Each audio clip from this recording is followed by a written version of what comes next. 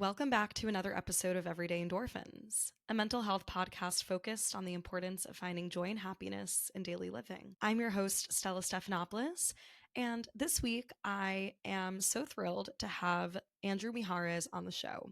Andrew is a singer, songwriter, multi hyphenate, but most of all, just a really cool person that I had the chance to meet at Running Man earlier this year, which is a wellness festival that I got to attend, speak at, and lead some yoga sessions earlier this year.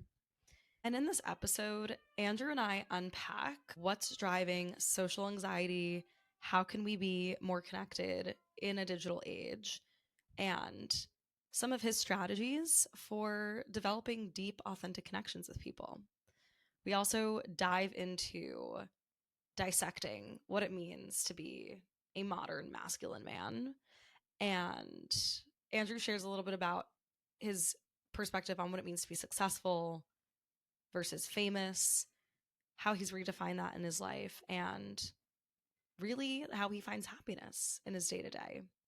I feel like this episode is incredibly timely given all the dialogue right now on social media and in journalism around male loneliness, the masculinity crisis that we're in. Even the Vogue article is having a boyfriend embarrassing, like just the way that we're thinking about relationships, connecting, our self-esteem, our self-worth. It's all very interconnected with how we see ourselves and our happiness in life. So couldn't have been better timing to release this podcast, but so excited for you all to listen. Before we dive in, reminder to like, rate, and review Everyday Endorphins on whichever listening platform that you prefer. Happy listening.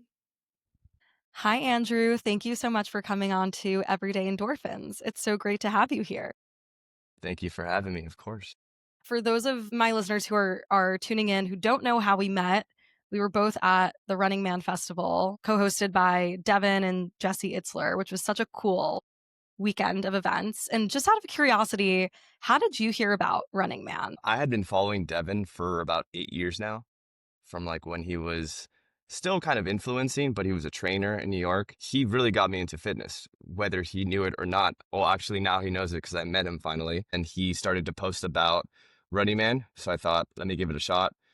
I invited some of my friends. They are not the same kind of hungry go-getters that I am. A year in advance, I was like, let's run it, literally. Got there and enjoyed the hell out of it, and definitely will go back for as long as they have me. I love that. I mean, also, I think Running Man is the type of event where you can show up solo and just have the best time and The meet best time. people, you know? Yeah. So I feel like it's even better to actually not go with friends and to just meet people. Yeah, absolutely. I made a plan for myself. I was like, Andrew's not going to be super anxious like he normally is. And I was able to like get on that group chat that they deliver to us through the newsletter, find certain like dudes that I thought were going to be cool, part of my friend group, started DMing some of them, and ended up coming out with like a small group that I met in Atlanta that I was able to take a ride from, then meet others, and then come into the festival already knowing people. And that like changed the whole dynamic. I love that. I feel like that's actually a really smart way to like get to meet people before. So you show up like kind of having people that you Yeah. know you're going to hang out with, but also so you don't feel totally alone, but you're also still kind of like flying it solo. I didn't even realize there was a group chat. I guess I was not involved or like keeping those types of tabs, but I love it. And like, I mean, at least when I met you, there was no anxious Andrew vibes. You were super friendly, outgoing, chit chatty. And that's really what's bringing us here today. I remember we got into such a great conversation about happiness and joy. And really, like, we barely even scratched the surface at Running Man about your story and how you fell into the world of performing and art and music. So I'd love to start there and have you share a little bit about your background and what got you into performing, singing, and all the things that you're doing. So it really started when I was a child. So my mom would take me to her ballerina shows in a stroller, and I would just sit there, and she would tell me that I'd be conducting the music. And I was like the only child that really would sit through a 2-hour ballet performance and enjoy the hell out of it. And or what she tells me, I enjoyed it. And then a few years later, it just started to become known that I like to perform, right? I like to be on a stage. I was part of different choirs that would tour around the US as well as like South America and whatnot. And then from there, started doing musical theater, trying to find my niche. As we grow up, we're trying to find certain things that makes us happy. And at the end of the day, I fell in love with pop music. That pop music translated to country music when my best friends took me to Tortuga Music Festival in Fort Lauderdale. I wrote a country song right there on my voice note and then released it a few months later. And it became something that was like, wow, this is something Andrew can do. Multifaceted. He's going into the country scene. So then that started the whole country scene. And now I'm on my second album that I'll be working on this weekend. That's exciting. Yeah, here in New York. I Yeah, wonder what exactly. about New York's gonna inspire you as you're The recording and city, the lights, the park, just the hustle and bustle, but also getting outside of my comfort zone, which again would be Miami, which again would be the surroundings that I surround myself in here. So I've learned that every time I take myself out for a small period of time, the influence, the creativity starts rolling, and I can write my music like that. yeah, that's a really good point. Getting out of our routine and actively putting ourselves in experiences that push us out of our comfort zone, like, I think that's where the most growth happens in life. And it's something I've also just been really craving recently. I'm excited for you to come to New York and get inspired and have this whole experience.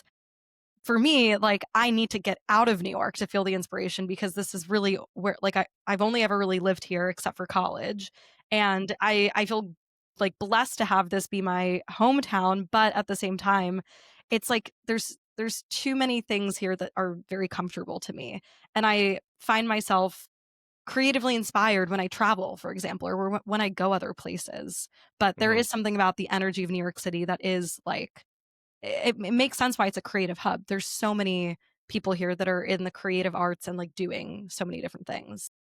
Yeah, and I'd be remiss if I said I was doing this all by myself. I believe in God. I believe in Jesus. My religion is a big part of my life. So wherever I go, I know I always have a plus one. I know that everything's going to be okay, but I also can't say okay, I'm not going to try, right? Mhm. So even with the social anxiety, I at least have to try and at least have to break that barrier because at the end of the day, God's not going to give you anything you can't handle. So I was able to handle all of these things up until this point in my life.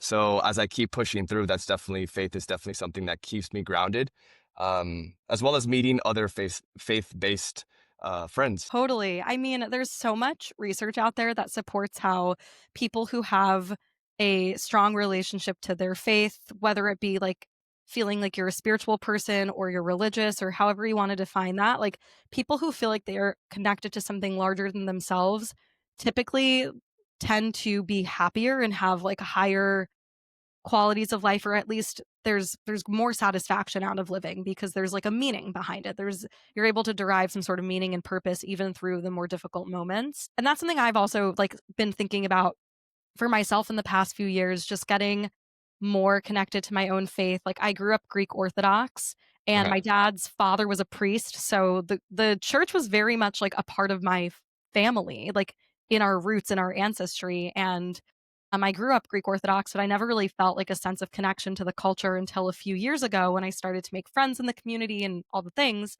But there is something so special around leaning into your spirituality. Is that something that is a source of inspiration for you in the music that you create? Or is that just something that you bring into your personal life and helps you navigate social anxiety, for example? I mean, I grew up into it. Went to a Christian school for elementary, me and my two older brothers. And then as I got older, I started performing at church to the point where that was more of a not only keeping me spiritually grounded, but also keeping me like performing and practicing. We were the type of church that had the big band behind me, the in-ears, a few backup singers, and we would just kind of just knock it out of the park. But it was something when you're in that line of sight from all angles. You have the crowd in front of you, you have God on top of you, and you just have the music behind you. It's just so powerful. So that's definitely been kind of like a spring forward for me to get better in my craft, like better in my spiritual journey. And then I incorporate that a lot in my music. That's why I gravitated to country music so much. Pop music was great, but I feel like it's here today, gone tomorrow type of like a swipe up. But then country music, you have the fans for life. You have a story that you're telling. It could include God, tractor, girl, white picket fence, all the hits. And so that's what's really keeping me coming back and writing more and more. And then as I write, it's like a journal of my life. Like Hmm. I don't have a diary, but I do have, a voice pad or a few notes that I instantly bring up when I'm in the studio and I'm like, I remember this from this day. I was feeling this. Let's go ahead and see what else can come out. Or I'll put it on some sort of AI and I'm like, this is what I'm trying to say. What do you think? And it'll write me like a good like A-B scheme. And I was like, okay, I like that. Let's put a Yeah. melody to that. I love okay, so I you're gonna, like, kill me. I've actually never really loved country music, but maybe you're gonna change my mind about that because of course, like, people gravitate to different genres for whatever reason, right? But I love the way that you just described why country and not pop, for example, or why you've leaned more into country versus pop, and that, like, really around the storyline, and I do think that people in any sort of creative field, whether you're an artist, a musician, a podcaster, like whatever it is, any sort of creator, you are like expressing basically your public diary. Like your inner monologue, your thoughts, like the way that you see the world is expressed through whatever modality that you're in, whether it's like singing or songwriting or interviewing. And I feel like for me at least, the way that I've seen my podcast evolve over time has been very reflective of different stages of my life that I've been in and like things I'd been going through and things that I just naturally gravitated towards. And I'm curious, like when you look back at the work you've put out there, do you associate certain songs with certain times in your life and like revelations that you were having? Like, how do you make that connection between the personal development journey, but then also like the creative artistic journey and how you communicate those messages to a wider audience? Absolutely. I would start with saying if you would have asked me maybe 5, 6, 7 years ago, I would say I want to be famous. And then I started to kind of digest what that meant. And now I don't, it's more like if I'm known for being able to change people's perspective on not only the love of country music or the smiles when I'm performing, as long as I get to perform and have the body of work that I created be funneled to the masses, that's what fame is for me. It's not about the money. It's not about everybody knows your name. That's all great. It's for me feeling whole inside. And so to answer your question, yeah, every song, because it's so genuinely me, has a story behind it. I can tell you where I was thinking about this line or this line, or even when I'm on, when you're on vacations and it's like, oh, this is the song of the weekend.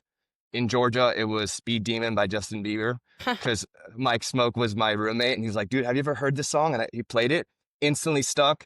That's when I play that song, I run even faster because I think of such a good time I had there. So every song kind of has that meaning, but it's not to say that somebody in, BF, Alaska, or any other place that are listening to my music, whether it be in the States, out of the States, won't have a different thought process to it, right? So Speed Demon could mean something to some people, could be about running. Speed Demon could mean something about, getting your life in order to somebody else. And so you'll never know until you meet Justin Bieber, but that's the whole kind of response to music. Everything can kind of hit you when it needs to. I don't know about but you, but like whenever I'm going through something, either physically or mentally, I sit in church and the message is like meant for that. Or even better, the algorithm, you're scrolling and it's like, are you dealing with an attachment issue? And I'm like, whoa, how does it know? Well, I think it probably knows because, first of all, our phones listen to us, and secondly, if you're Absolutely. looking at more of that content and just gonna feed more of it to you, no, oh my god, the amount of, like, unhinged relationship stuff that comes up on my feed, I'm like, no one can look at my Instagram discover page or whatever that is. Like, every time I type in the search bar a profile or whatever, I'm like, I have to do it on my like, no one can look and see because it'll Yeah. show all the content that's Yeah. pushed out. The point I did wanna make that I want to add on to what you said around like music meaning different things to different people. I think that's so beautiful and so true because there's this body of work that's created by the artist that's put out into the world and it's so meaningful to the artist, but then the deeper layer of beauty that comes with that is how it's interpreted differently with different people. Like you can see the same painting, but two people are going to have wildly different experiences of that painting. And then your point around fame really resonated with me because I've had to do a similar thought exercise of asking myself, what does it actually mean to be famous? And like, why do I want that? You know, for a long time, I also felt similarly when I was first starting out with the show. I mean, it really came out as a passion project for me during COVID when I was still in college. And I kept up the interviews while I started my corporate job because I was like, well, this is fun for me. Why would I stop? And then over time, I realized I was actually getting quite good at it. And I was deriving so much joy from interviewing and storytelling. Then I got to a point where I was like, well, if I keep creating content, I'm going to have to blow up one day. And like, why is that not happening? But then I had to really take a pause and ask myself, well, A, what does it mean to blow up? And B, do I actually want that? Like, why do I care so much around this idea of fame and recognition? And I had to kind of like reevaluate what success even meant to me. And I'd love to hear from you. I mean, I think you shared a little bit about that, but what does success look like to you? Like what was there a critical moment in your life where you remember having to reevaluate why did you want fame in the first place? I don't think there was an exact moment. I think it just came over time, just like maturity. I know last night I was scrolling and I came across a video of somebody saying, why do we harp so much on the likes and follows that we don't have? When in reality, if you're getting 300 likes, do you know what that is? Like, you put them in a room and that fills a room. Mm, So why not continue to gear your content to that audience, and then that genuineness will spread. It's like if you try so hard to get 2,000, 100,000, it'll maybe happen, but it's going to be that much more of a feel like an upward battle going uphill versus just kind of staying in that constant. And the people that are following you, 300 people is a lot of people for likes. Nowadays, you look at pages and they have this many, this many, this many, which is great, but everybody's on a different path, right? We're not all, linear. Everybody's higher, lower, and rightfully so. And so if you're able to have that in a day-to-day, like a friend group or somebody that pushes you to continue, it's only going to get better from there. yeah, I love that. It's also like putting things into perspective because with social media now we're so inclined to compare ourselves to other people. And you have to kind of like actually remember, wait, 300, it's a big number. Like it will fill it does fill a room. Why am I so hooked on needing more, more, more? We have to like take a step back and actually celebrate the work that we've done to date and understand that it's actually very impactful. And you don't just snap your fingers and these things happen. Like it takes a lot of consistent, dedicated effort. It's interesting too, because earlier you mentioned that you have had struggles with social anxiety. But for someone who's a performer, you're in front of people. How do those two things? I feel like they don't relate because in my brain, someone who is more socially anxious wouldn't be able to be in front of a crowd and Yeah. like and keep an audience engaged. So I'm surprised to hear that that's something that you've struggled with. And I am curious, like, has it impacted your work or how do you navigate that? That's a good question. Going on stage has just been something that I've been doing and consistently working on to the point where there is no nerves. Something I haven't been working on is going up to random strangers and having a conversation and convincing them to be my friend. So that in itself, you're seeing two bodies of work, one that I've been working on and one that I kind of just think like, oh, it'll happen on its own. The best people that you become friends with, it's because you've had to have either gone up, proposed something, gave an elevator pitch, whether it be for business or just for, I mean, how many times do you think about that one friend that's the best friend that you have or had, and it took a little bit of effort to get to that point because some people, it's not that there's walls, but they're kind of just glowing as they walk into a room. They kind of have their, SHIT together. And so they are just vibrating at a different level. So in order for them to see you for what that is, you kind of have to match them, right? Hmm. So I've taken that aspect of on stage and kind of turned it upside down for that, and then vice versa. I'm still working on my on-stage presence as well. It's not like it's something that just I was born with. It has to do with being genuine. I keep going back to that word. Whereas I used to want to make songs that would be hits, right? Just how you want to make an Instagram caption that's hilarious. Hmm. Until it means something to you, it's not going to mean something to somebody else.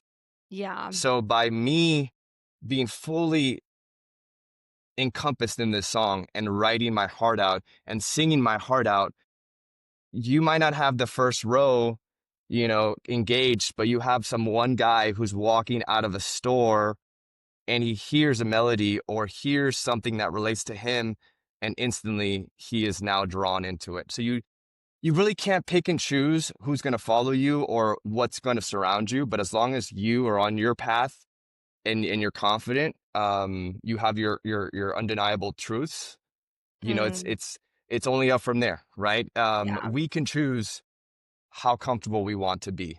It's only, this thing up here, not my hat, but my brain, that it's our brains that kind of like to play with our energies. And so we can choose to be happy all the time. We can choose to not think, well, I'm at the gym, I probably look like a fool. This dude next to me is probably laughing. I can be like, brother, you look like you know how to work out. Can you teach me how to do this bicep curl? And instantly, he's like, yeah, man, what's up? And then the next day you say hi, and then the next day you say hi, and then the next day you're like, dude, do you live here? Like, I live here too. And then it's like, it's a common bond over something Hmm. that you just kind of have to let your guard or your anxiousness down, because Yeah. we weren't born with anxiety. Do you remember being in an elevator as a baby and just waving to people behind you? Like I was driving home the other day and a dad was holding his child, and it was like it was a baby, and baby was just waving at cars. And I'm like, that's so Hmm. different. No one waves at cars anymore. If anything, they're pointing another finger at a car, you know? Yeah. So it's just things like that that I've been starting to think of the older I Mm. get, and it just puts everything into perspective. I love that. So I have a few thoughts that came up while you were sharing this. The first is that I do resonate with this idea that some of the deepest friendships that I've made were when I shot my shot and I was like, "Hey, do you just want to get a coffee?" Like I didn't really know that person, but I was like, I just put myself out there and I like initiated the friendship essentially. And I feel like we have in life so many friends of convenience via proximity or through a friend of a friend, whatever, like through your work or through your school that you went to, or the fact that you live in the same city. And I don't even know if those should be the things that like are the like levers to friendship. Like, of course, it makes it easier to meet people, but is that what should make us stay friends with some people versus others? Like, just because we went to the same school, we're going to be friends forever just because we live in the same city? No, like, as life goes on, who you choose to surround yourself with, I think, is so important. And if you think someone's vibe is cool, what should be stopping you from just going up and saying hi and like asking to get a drink or a coffee with that person? You don't need to have so much obvious common ground to feel like it's okay to approach someone. I actually made a TikTok about this. It was from this like whole string of videos around like men not approaching women anymore and why I think men need to approach women more, which I actually would love to hear your perspective on this. But I replied to a comment, and it was about, the comment was like, approaching strangers in 2025 is crazy. And in my response, I was like, this is why social media is absolutely horrible, because we're glued to our phones. We've lost the art of conversation. Like, we've lost the art of just exactly what you described. Like, you see someone and they're doing this rep well, and you're like, what? Hey, like, you're good at working out. Can you teach me how to do XYZ? Like, we're so afraid to just meet people in the wild, romantically and platonically, like all forms of relationships and connection. And I've been thinking a lot about this topic too, because I feel like we've diluted our social skills as a species, like as the human race. Like, I don't know what it is in this day and age, but it's, people are afraid to just be open and honest and put themselves out there. But it's like there's such little to lose. Like, why don't we just do this more? Yeah. It's all based from the military grade device that we have in our pockets at all times, right? Our cell phone. We're our cell phones. Yeah. I'm at the gym most of the time, and we're literally walking down a staircase, and everybody is in their own world. And it's morning, so that's the easiest time you could say, good morning, good morning. And I'll play with it. If they don't say good morning, I go, nice to see you too. And I'll just, I'll play it for myself, makes me feel good. You just never know when someone's going through a bad day. So by you speaking up, you could kind of change the trajectory of that person's day. So that's what I love. When it comes to your question about talking to girls, it's not hard. It's just, again, you have undeniable proof that you say who you are. You say and you do the things who you say you do and are. And what that means is, if they don't like me, it's not based off of me, because I'm who I am and I do what I do, and I bust my ass getting to the places I want to get to. And so if they can't see that from just a superficial conversation, sure, that's fine because it's superficial. But that's why you don't start with like, hey, how's it going? How's the weather? That's so dumb. You kind of also can't go so deep. So it's just more like, you see them, you wave, you say hi. There's so many times I'm walking down the street, and it just happened the other day where my friends were like, do you know her? I was like, no. He's like, dude, she just smiled at you. I'm like, yeah. I said hi. It's like, The you small could things. Like, this is so, yeah, this is hilarious, because in this video, I realized how many people out there are just incredibly lost on this whole, subject. And there were a lot of people that commented how like they'll never approach women, and how there's just like this, what I gathered was like this deep fear of rejection, and also a very low self-esteem across many individuals. And to your point, it's like, if you do certain strategies to increase your self-esteem and your self-confidence and your sense of self-worth, a rejection won't sting as badly, and it won't inhibit you from just going and shooting your shot in like a kind, respectful, not creepy way. And I used that language in the video, and that really got a lot of attention, because people kept saying, well, creepy is very much based on off of whether or not a girl finds a guy attractive. And I don't believe that, because there could be someone who's not that attractive that like were to approach me, but if they did it in like a way that energetically I was like, okay, they're a kind human and they have good intentions, I wouldn't call that creepy. I'd be like, oh, they shot their shot and that's fantastic. I'm just not interested in that person.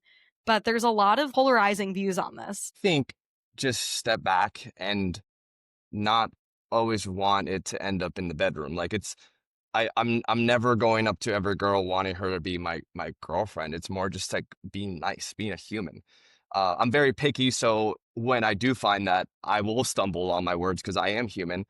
But just saying hi, it's like, we go to school, we get good at a craft, we get a job in that craft, we get better, we make more money. What is the difference between that and relationships? You have to put in work, you get better at it, then you get promoted. Maybe it's a better looking person, I don't know, superficially. And then you have a lasting relationship because you've worked so hard. But so many times people go through in and out of relationships, and they don't really learn much. Like, this time as we're young is for us to learn what we like and what we don't like in dating, and then bring what works into the next one, into the next one.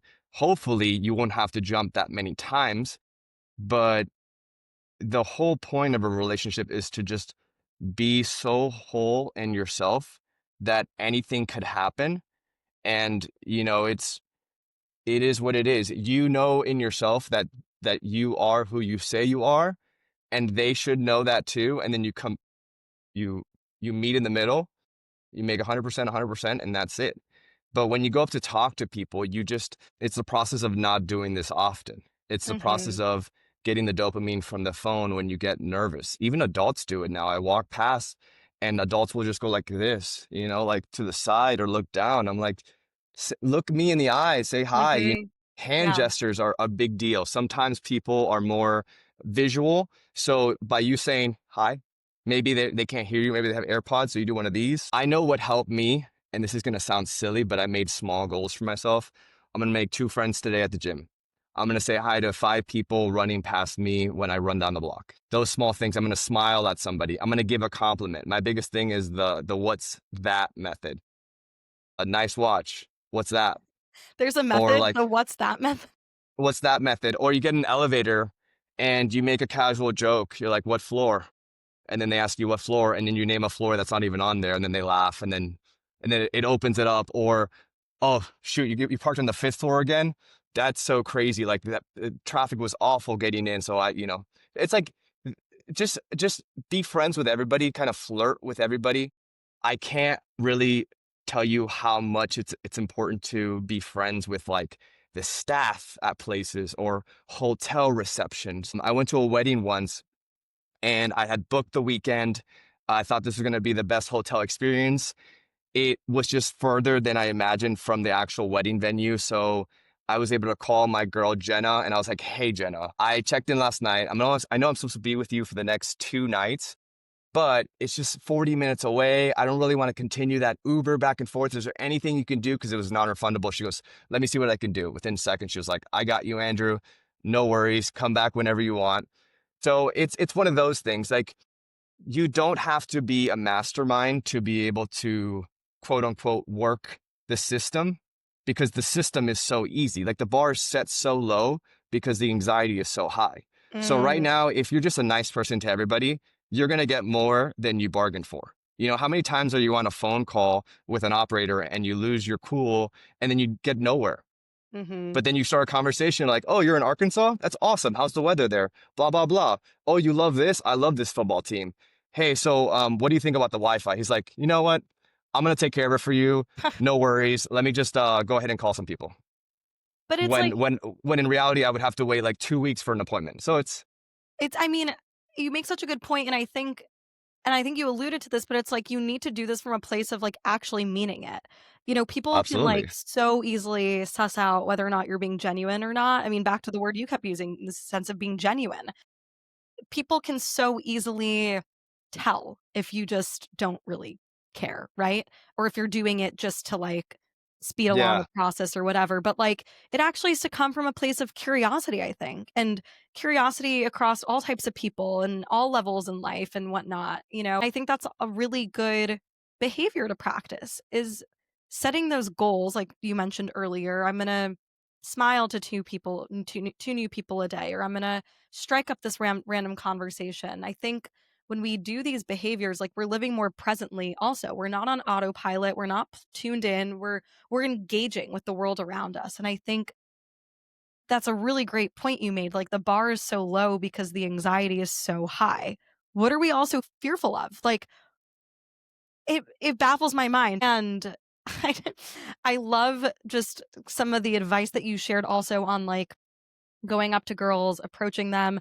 I feel like, I mean, through these TikTok videos that I've made, another theme that's resurfaced is the male loneliness epidemic. And something I've been thinking about too is like having an empathetic view towards the modern man. Cause I think that men now have like a very skewed perception of masculinity. And there's like a lot of pressure to fulfill these roles or to be masculine. And I would love to hear like your perspective on what masculinity actually means to you, because something that really like kind of felt very different, like when I started talking to you at Running Man, was your openness to connect and to chat, and also, your perspective on like just being like choosing happiness every day, and being very outgoing and sociable. I feel, and wanting to engage in conversations about emotional maturity, building up those skill sets to actually like have those deeper conversations Yeah. with your friends. And I feel like men don't have those conversations with other male friends. I don't know, like, help me figure this out because I'm not a guy, so I'm only going off of what I see, Yeah. not my own experience. All right, this is gonna be a little unconventional, but I feel like the whole masculinity talked down to we don't have this anymore is kind of BS. We do. It's just it's based out of how much you put into your own self, based on, again, the truths that you build for yourself, the confidence you build for yourself, the people you surround yourself with, your family. If your family is always constantly telling you to reach for the stars, sky's the limit, you're never going to have that chip on your shoulder. If your mom and your dad are both married, if your family is together, that can just skyrocket you to infinity and beyond. And then the people who you hang out with, the guys who you hang out with, the guys on your team, whether that be sports or in just your small group at church, those people are what make you who you are. And so this word masculine, yeah, it's great to throw around, but if you're a man, you're masculine. Like it's kind of in our DNA, right? So how can we go about talking about mental health? Sure, some people don't know how to go there. Others do. It has to do with emotional intelligence. It has to do with a little bit of trauma, just a sprinkle of trauma. Tiny T Um, trauma. just a tiny T trauma, and just put yourself in situations where you can't talk to people like that, and then you'll realize it's not this whole masculine unmasculine. It's the people who you want to be around will treat you how you should be treated, not the other way around. So again, we keep going back to Georgia because it was such a great time. The people I surrounded myself, they made me feel myself. And for Hmm. the longest time, I was trying to get back to what made Andrew Andrew, after all of these like blankets had been covering me from all this conditioning, not only living in Miami where you can smell BS from a mile away, but it's like I want to be somewhere where I'm wanted, and I want to talk to somebody who wants to hear what I have to say, and it's not transaction. So Hmm. all in all, masculinity comes from you being able to be yourself no matter who's in front, and if they want to talk about it, you talk about it. I know we did talk about like how do you know if someone wants to be vulnerable? Mm. It's kind of like an iceberg, right? You're kind of digging in, and you might strike something that takes you very low into the chamber of the bottom of the iceberg. And until then, you're kind of just you're playing at the top level. But I think people read that, or you get better at reading that with somebody the older you get. Like the worst thing you can tell me is good when I say, "How's your day?" or like, "How are you?" Like I want to know, man, I went to the hospital and this happened, or, I lost my dog the other day. And I'm like, okay, so that makes a real conversation. And then Hmm. from there, I can interject certain things. Do you want to be heard? Do you want to be helped? Do you want advice? Do you want me to just hug you? You want me to just Hmm. hear you? Like those type of communications go a long way versus in one ear, out the other, and then move on to your 9 to 5 business day because Betty had such a sick weekend. It's like, cool. What else can we talk about? It's so many. Good. Exactly. How are you? Good. Good. How are you? How was your weekend? Good. Good. Good. And Good. I think that those surface level conversations, like, just make us feel so disconnected. Like, you can have a Yeah. million friends, and this is the conversation that you're having back and forth. But are you really friends if you don't really know what's going on, or if you don't feel safe to open up or be like emotionally a bit more vulnerable? And for whatever reason, I do feel like men struggle with this more because just something that's a bit more challenging to open up and invite that kind of dialogue. And I do think we need more male role models to set the stage for this, like to set the tone and to say, hey, no, it's like it's okay to be open and like to be expressive, and that's actually what builds deeper connections with our friends, with our in our relationships. Like this is the important stuff, not just floating by with the surface level BS.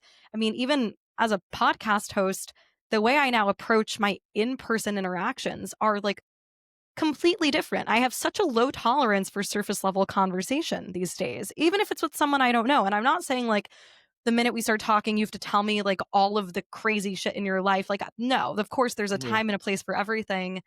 Um, but I sometimes find it really hard to connect with people who give me like an inch. I'm like, this is just, I would rather be at home alone watching a TV show than Yeah. sit through a painful one-sided conversation.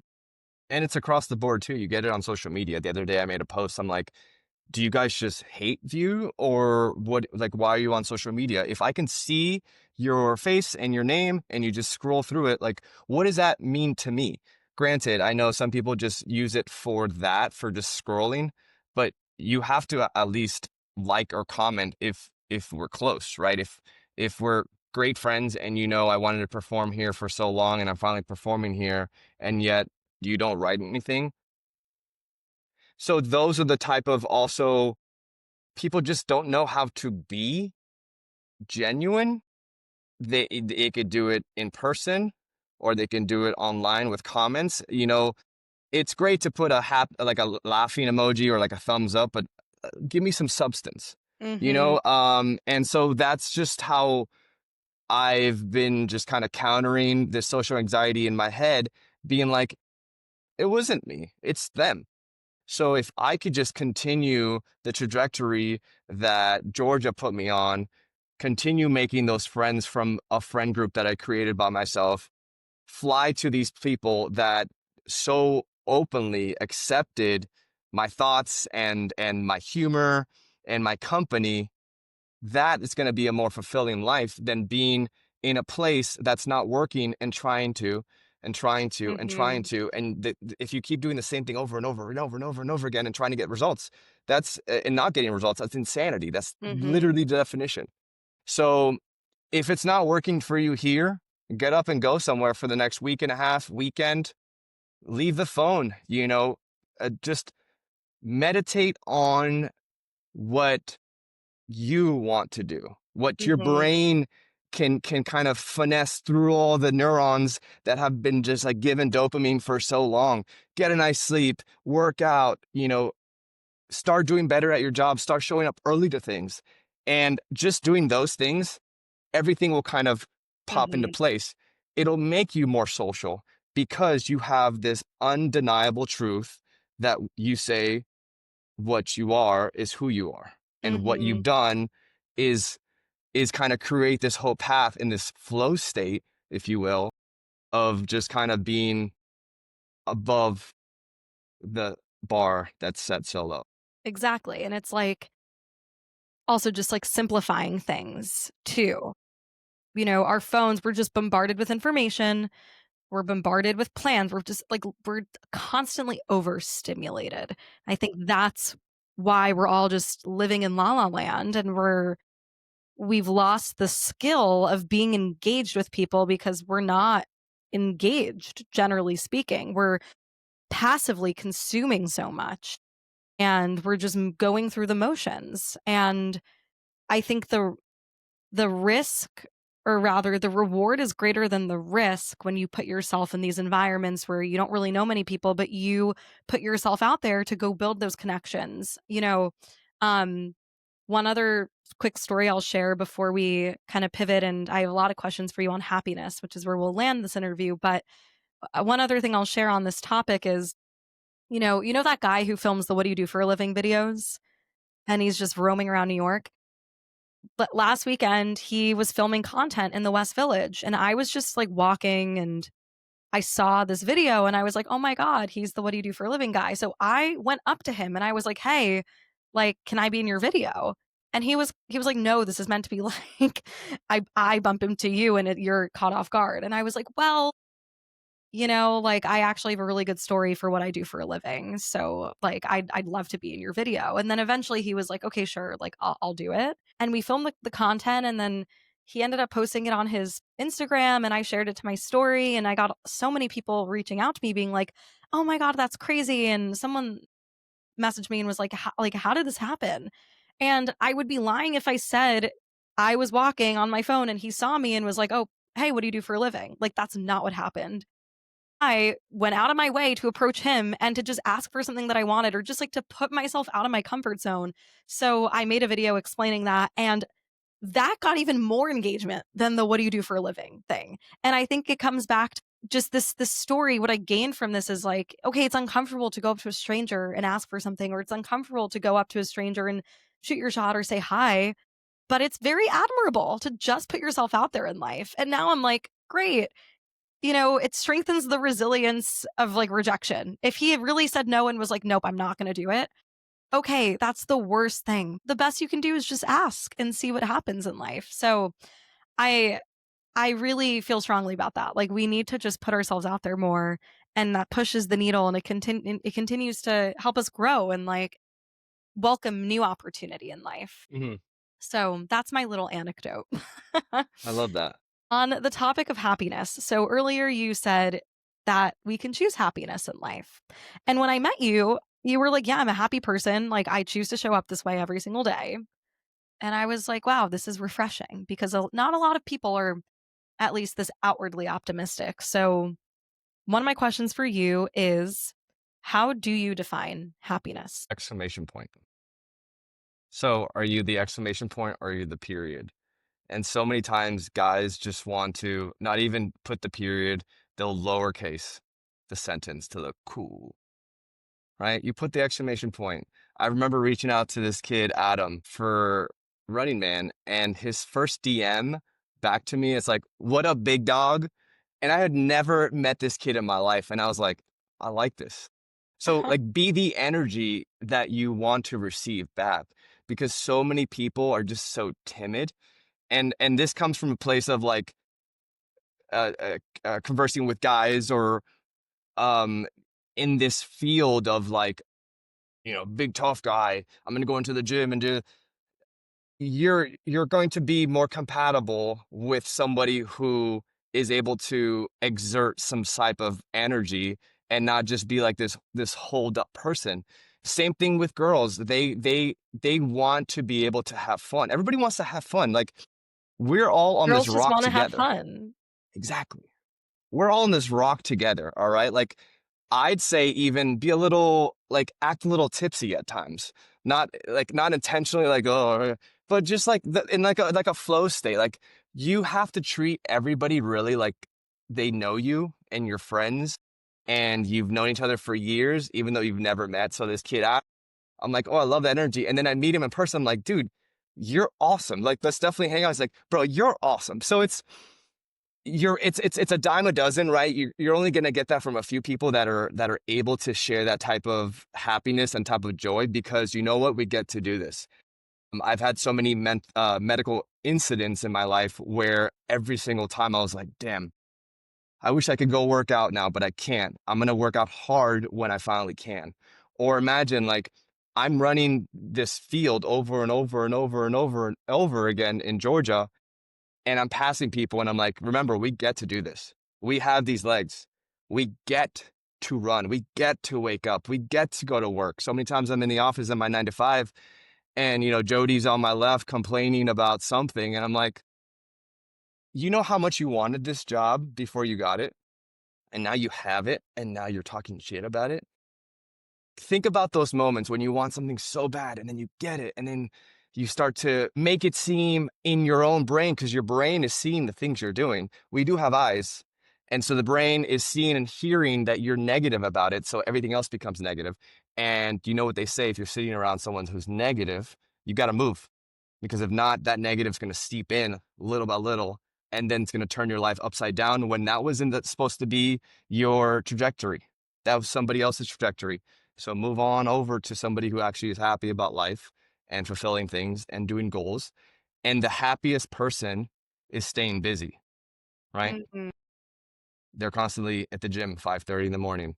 Then they go shower, sauna shower. Then they go into the office. Then from the office, they go home, they have dinner. They meet up with a few friends, they call a few friends, they still have time to socialize. There's not like they're a hermit. Then they get to bed by 11, then do the same thing over and over again every There's like week. a discipline, there's a routine, there's a structure that enables you to find more joy in life. And what I'm hearing is that happiness is really that byproduct of being in the state of gratitude. It's easier to be happy when you recognize there's a lot to be grateful for in life. So instead of defaulting to the negative, choosing to see the positive. And I think that's a really, it's harder for some people to do than others, but if you can train your mind to start to bring that to the default way of thinking rather than, oh, victim mentality or everything sucks or whatever, like you can still find the small glimmers. So I love that, Andrew. The last question that I'll land with you, something that I asked in person at Running Man. I don't know if you remember your answer, but everyone else who's listening has not seen that video yet, so they don't know what you said. So my question to you is, what is something that brings you a bit of endorphins every day? I don't exactly remember what I said, so you tell me if it's the same. But what brings me endorphins every day is being able to be myself and do the things that I want to do. You know that feeling when you get under your covers at night and it's nice and cold and you're just like, I like don't like everything. it when it's cold in my room, so Okay, so not you, but everybody else. So it's just like, oh, I'm here by myself. It's a Friday night. I probably do it tonight. I'm like, oh, I think about everybody at a bar, drinking, probably talking to a loser against a wall somewhere, trying to go home with them. And I'm like, oh, I'm so content because tomorrow I get to get up and go run. Um, it's what gives me endorphins is just it's a few things actually. It's being able to see the goodness in life, looking up when I'm running, seeing the clouds, seeing the trees, having good people around me that really want to hear what I'm going through or want to hear my story, want to hang out, actively reach out. It's not just me the entire time. And then it's the obvious ones, the music. If it's in my ears, I am so happy to hear it. If I'm performing, even more so if I can see someone smile or sing back at me. Oof. that's what the answer was. That's exactly Yeah. what the answer was. If I can see someone smile or sing back at me. Of course, you're not going to get into this very philosophical, more professional answer in a video in Georgia, but I love what you're sharing here around happiness and what makes you happy and what really fills up your cup. Yeah. Life is short, you know? That cup should always just be overflowing, I right? This love it. is, No, literally, it's all about keeping that cup overflowing. There's a lot, I think, that, whoever's listening out there right now, there's a lot to be gained out of this conversation. And I'm so grateful, Andrew, that you came onto the show today and that we got to meet. I feel like positive vibes attract positive vibes. So I'm not even surprised that we are sitting here today. For my listeners who are tuning in and want to connect with you, where can they find you and listen to you and maybe meet you in person on, some of your tours or your shows or any exciting things that are coming up?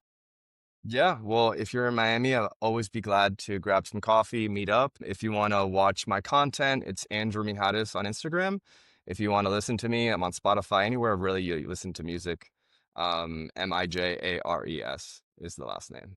Amazing. Thank you so much. Thank you. Appreciate it.